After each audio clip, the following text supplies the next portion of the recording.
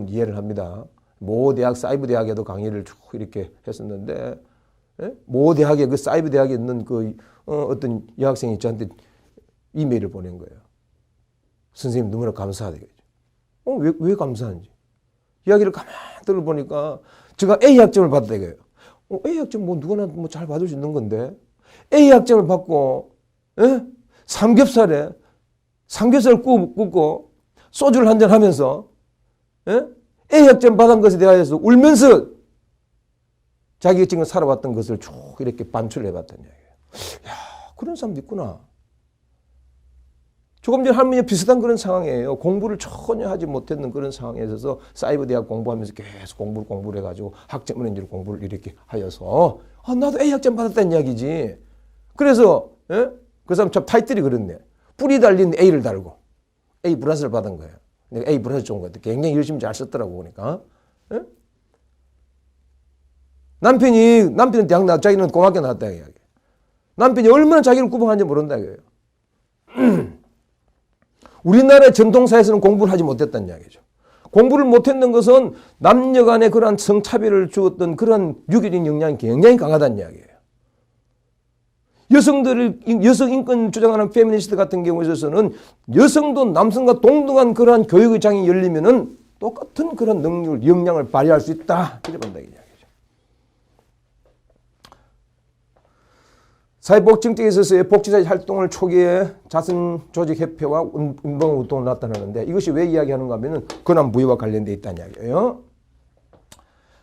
최초의 자선조직협회에 있어서는 69년 런던에서 또 77년에 미국 버팔로에서 이렇게 만들어졌는데 자원봉사자들의 대부분 우회 방문자들이잖아요. 그런데 중요한 것은 이제 가정방문, 면담, 기록, 사례 일하면서 복지사업이 기초가 되긴 하되 인보관이 등장하면서 이제 그 사회 구성원이라고 할 수 있는 소셜 리커니스 내지는 클라이언트에게 empower, 스스로 일어날 수 있도록 당신의 이 빈곤 문제라든지 사회적 문제 자체는 당신 스스로가 뭘 할 수 있느냐 요 뒤에 나오겠습니다만은 요 뒤에 나옵니다만 거기에 있으면서 뭘 하느냐 연구하고 리폼할 수 있도록 하는 것을 스스로에게 empowerment 했다는 이야기예요. 그래서 소외계층의 역량을 강화시켜야 된다. 인보관 운동이라는 것은 인보관이라는 쉽게 무슨 말인가 하게 되면은 우리나라 지금 사회복지관입니다. 그런 형태로 그 사회 속으로 들어가서 뭘 하느냐 있으면서 그 안에 연구하고 지역사회를 개조해야 된다. 이러는 거예요. 중요한 이야기입니다. 레지던스, 3R이라는 거, 레지던스하고 리서치하고 리폼 한다는 이야기죠. 그 다음에 등장하는 내용 중에 하나가 또 뭔가니까 소비자주의인 겁니다. 소비자주의라고 하는 것 자체는 컨슈머리즘이라는 용어가 출현하는 것이 1960년대 이야기. 기업과 정부와 소비자 등 각 집단 입장에 따라 다양하게 사용되지 왔는데 컨슈머리즘이라는 소비자주의는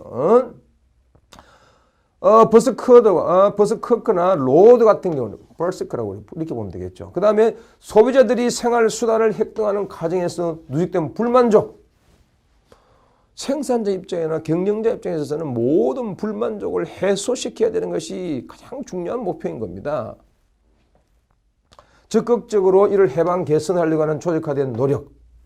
다시 말해서 소비자의 불만족을 해소하려고 하는 그런 생산자의 노력 이렇게 보시면 좋겠다 하는 생각이 듭니다. 그러나 이거를 이제 코틀 같은 사람 같은 것은 판매자와 관련되어서 구매자의 권리, 힘 이런 쪽으로 이제 개념 자체가 확산되지 않는 것이죠. 그래서 판매자와 관련돼서 구매자와 권리가 상품 자체가 우리 마음에 안 든다. 음식 자체가 마음에 안 든다. 상품들 자체가 안 되기 때문에 리턴시킨다. 뭐 다양한 이제 반품 같은 것 그런 것들인 것이죠. 소비자 운동을 하는 겁니다. 약품이라든지 아니면은 모든 제품이라든지 가격이 너무 높다든지 또 박아있었다든지 그러면 안 된다는 이야기죠. 이러한 사회운동을 우리는 컨슈머리즘이라고 그러는데 아까 데이 같은 경우에 있어서는 이제는 기업에 있어서 또는 생산자, 판매자에 있어서만 해당되는 그 영역 자체를 정부, 기업, 기타 독립조직체들과 교환관계에 있어서 소비자의 권리를 보호하기 위해 설계된 정책인 활동 확산시켜버리는 겁니다. 생산자와 판매자를 범위를 넘어서서 이제 정부나 기업이나 기타 조직들에 있어서의 소비자의 관계 쪽으로 이제 확산시키다 이런 거죠. 따라서 소비자 문제가 기업에만 국한된 것이 아니라 이제는 또 어떻게 됩니까? 병원이라든지 도서관이라든지 학교라든지 정부기관이라든지 이런 데까지 이제 확산시키는 것이죠. 따라서 거의 이제 이 컨슈머리즘이라 하는 것 자체가 비영리 조직에까지 영향을 끼치고 들어왔다. 이렇게 보시면 되겠습니다. 그래서 사회복지라고 하는 것 자체는 잘 들어보세요. 사회복지라는 것 자체 복지관이라고 하는 것은 원래 두 가지 형태의 사회복지가 있습니다. 하나는 국가에서 완전히 실시하는 그런 복지관이 있을 테고 이 프로그램 자체가 돈을 일단 수수료나 수강료를 이렇게 내어서 프로그램을 듣는 그런 경우도 있단 말이죠. 대부분 다가 무료인 경우